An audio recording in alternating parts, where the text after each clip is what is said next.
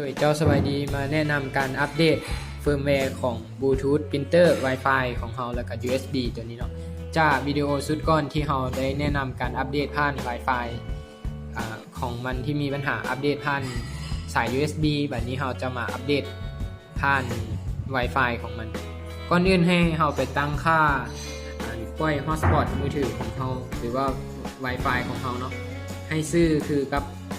Wi-Fi ของ Printer ที่มาจากงานคือตัวนี้เนาะ XMKC รหัสแม่น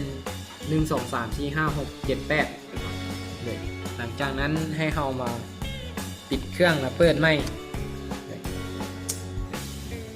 หลังจากเปิดปรินเตอร์ขึ้นมาปรินเตอร์มันจะค้นหา Wi-Fi ของเราเองออโต้เนาะหลังจากนั้นมันจะปริ้น IP เลยเมื่อมันปริ้น IP ขึ้นมาเราก็ได้ IP ตัวนี้เป็น IP ของปรินเตอร์เราละจากนั้นให้เรามา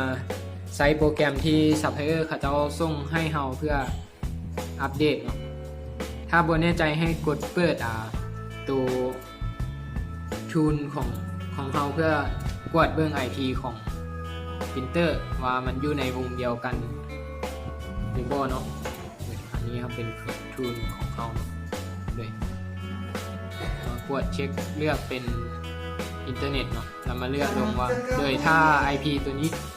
ของมันขึ้นมาแล้วแสดงว่ามันอยู่ในวงเวียนกันกับเราเตอร์ของเราเรียบร้อยแล้วเนาะ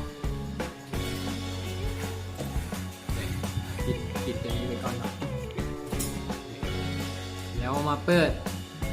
ตัวนี้กดรันขึ้นมามันจะขึ้น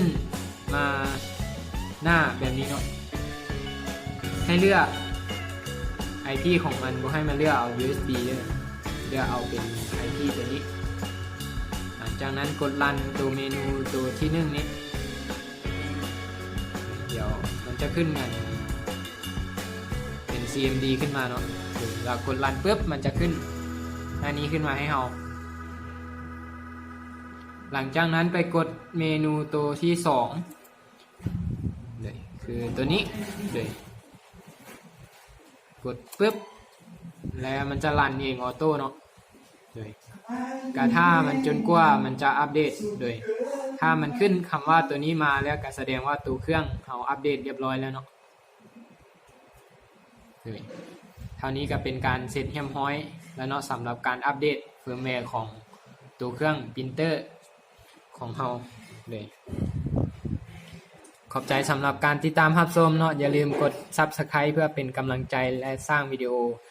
แนะนำการใช้งานออกมาอีก